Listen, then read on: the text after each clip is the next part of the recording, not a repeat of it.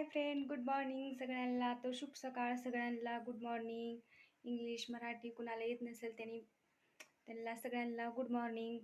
तर बघू शकताय मी आज सकाळी सकाळी काय बनवत आहे आणि मी काय रात्री बनविलेलं होतं आणि त्याचं वेस्ट करायचं नसते. मी काय बनवत आहे ते बघू शकताय. तर मी तुम्हाला दाखवणार आहे. चला.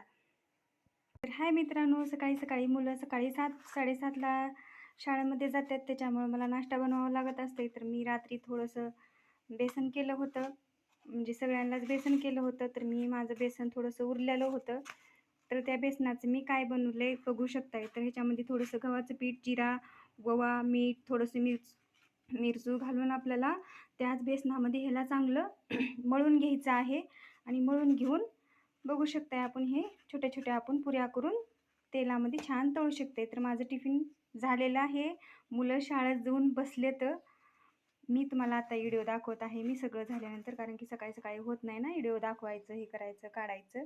तर बघू शकताय मी आता हे नाश्त्याला घरच्या म्हणजे ह्यांना ते आता नाश्त्यासाठी बनवून ठेवलं आहे मी. तर मुलं दोघी पण मुली गेल्या तर शाळेमध्ये. तर हिनी नाश्त्याला घेऊन गेलेलं आहे. तर आता बाकीचं पीठ थोडंसं आहे मळून ठेवलेलं, तर ते आम्ही बनवून आता खाणार आहे. दह्यासोबत खूप छान लागते, दही चटणी सोबत खूप छान लागते. तर नक्की ट्राय करून बघा तुम्ही पण. हे बघू शकताय माझं अद्रकाचं झाड आहे. तर हे मी किचनमध्येच असं लावलेलं आहे अद्रकाचं झाड.